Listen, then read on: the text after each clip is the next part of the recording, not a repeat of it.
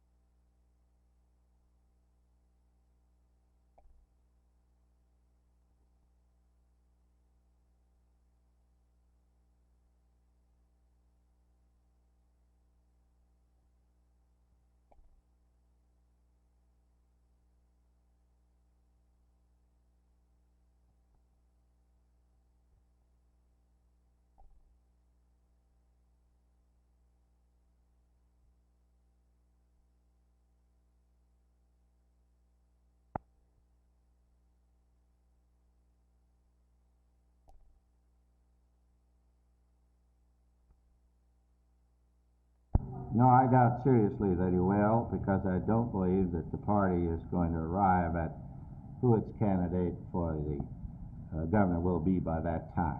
What seems to be the problem in arriving at that? Well, the problem in arriving at it is,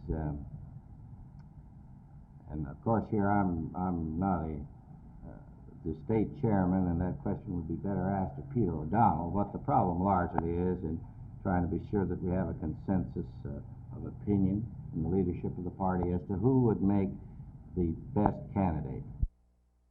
I'm not one of those who subscribe to the theory that Richard Nixon couldn't win. I believe that if he is the nominee, he will win the presidency this time.